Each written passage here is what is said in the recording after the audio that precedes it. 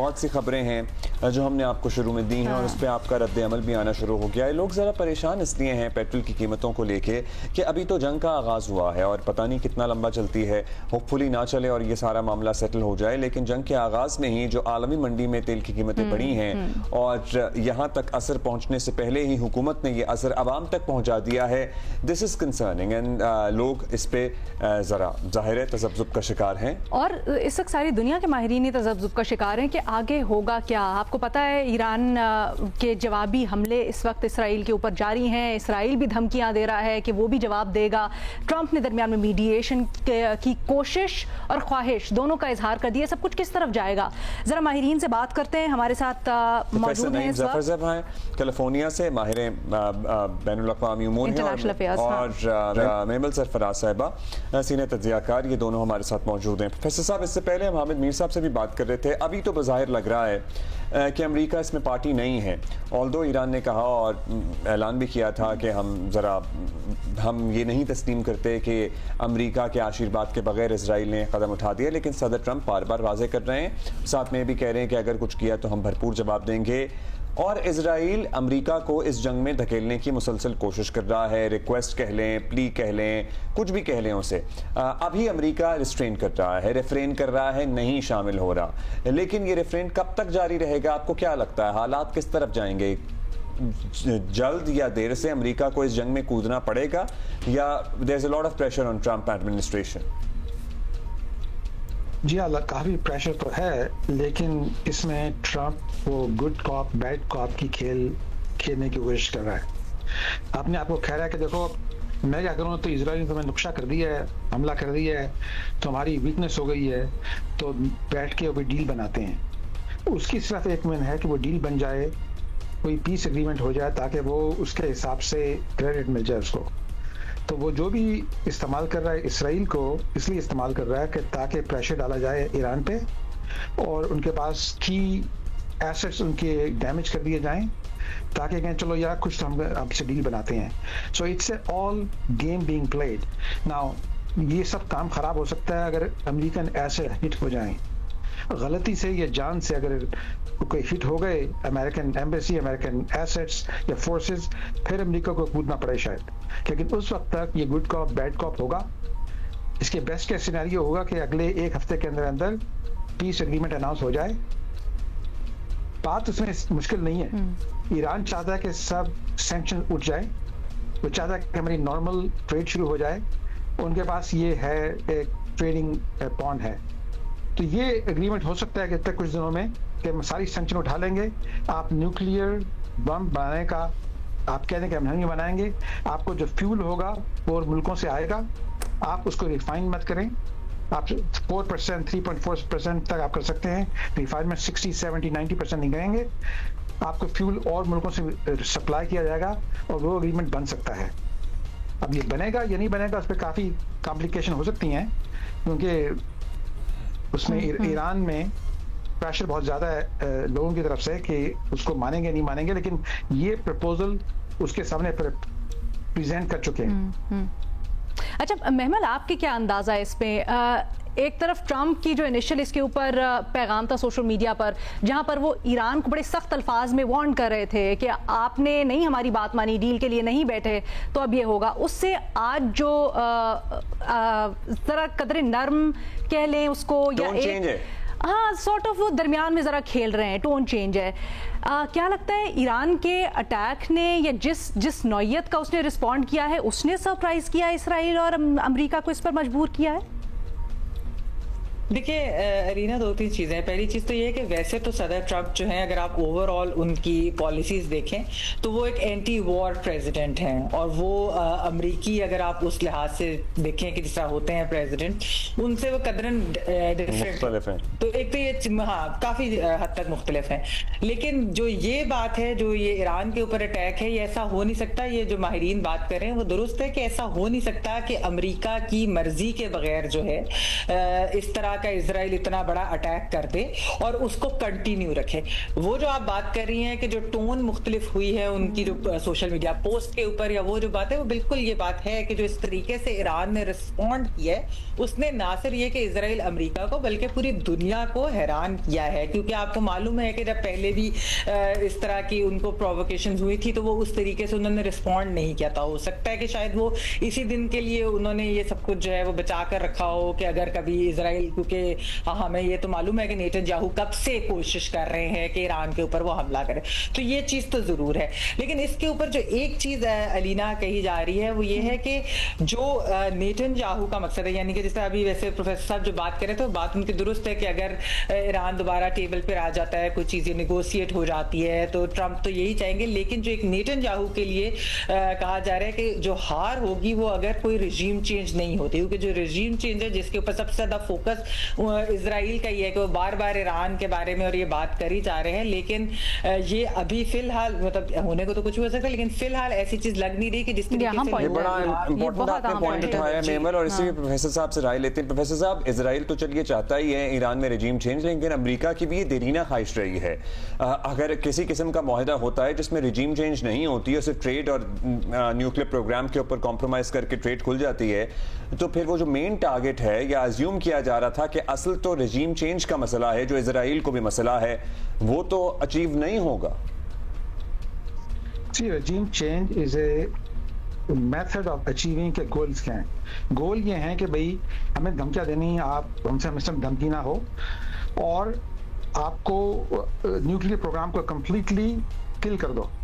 अगर दो चीज़ें अचीव हो जाती हैं, अगर रजीम चेंज हो जाएगी तो ज़ाहिर है काफ़ी आसानी से हो जाएंगी, लेकिन रजीम चेंज करना बहुत मुश्किल है, और इसको रजीम चेंज के बगैर भी ये चीज़ें मानी जा सकती हैं।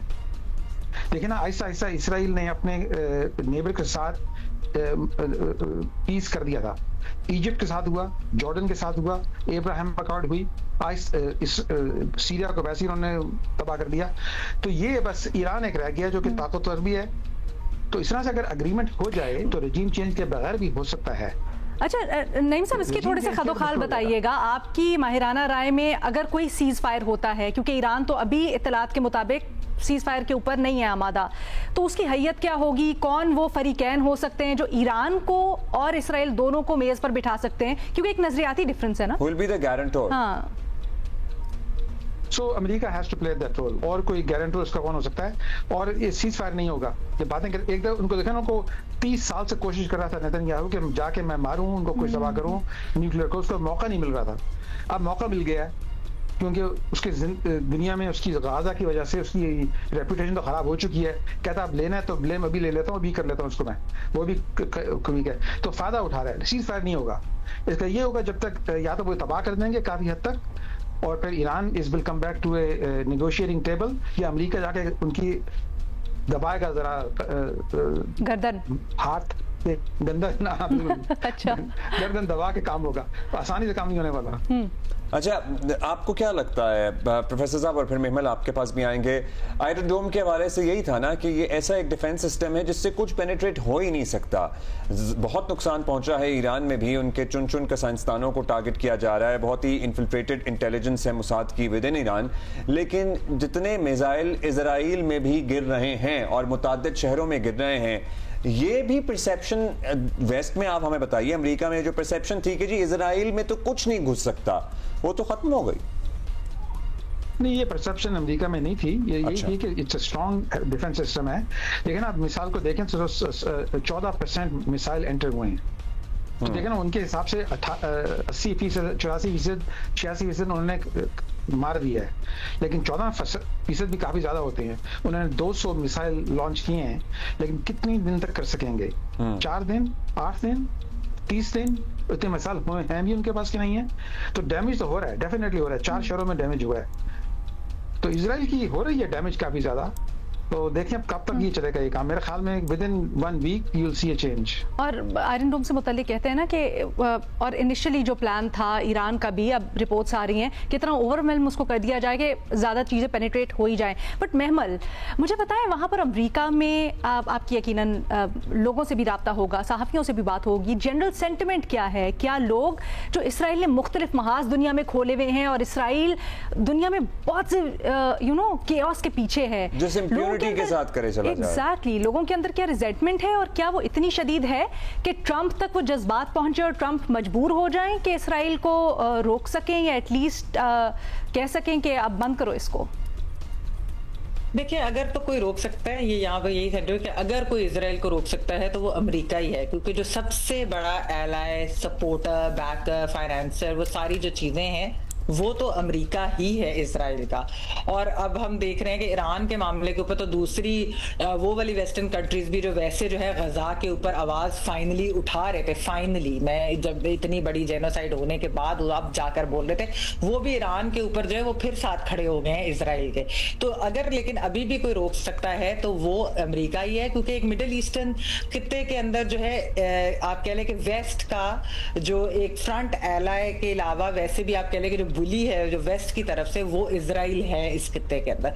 तो अमेरिका इनको रोक तो बिल्कुल सकता है अगर ट्रंप इनके ऊपर करे। बिल्कुल ये बात दुरुस्त जो प्रेसिडेंट साहब भी कह रहे हैं कि इवेंचुअली अगर डील होगी हफ्ते के अंदर शायद हम कुछ चीजें देखें। लेकिन इसके अंदर जो मैं कही थी कि जो 2-3 चीजों का के बारे में यहाँ के माहिरीन भी कह रहे हैं वो ये चीज है कि क्या ईरान रुकेगा, क्योंकि ईरान ने अभी तक तो यही बात की है कि जब तक इजराइल अपनी स्ट्राइक्स नहीं रोकेगा तो हम भी जो है हम अपने स्ट्राइक्स नहीं रोकेंगे, अटैक नहीं खत्म करेंगे। सारी बात है, वो उतनी पावर या वो वाली चीज तो उनके पास इतनी टेक्नोलॉजी भी नहीं है, उनके पास इतने ज्यादा वेपन्स भी उस तरीके से नहीं है जो इजराइल के पास है, तो उससे तो नहीं मुकाबला। लेकिन वैसे अगर देखा तो जिस तरीके का उन्होंने जवाब दिया उसको उससे सभी सरप्राइज हैं, और खासतौर पर इजराइल जो है वो भी काफी उस तरीके से सरप्राइज। अच्छा, प्रोफेसर साहब से एक बात करेंगे, आप बिल्कुल जवाब की बात कर रहे हैं और जाहिर नुकसान तो हो रहा है।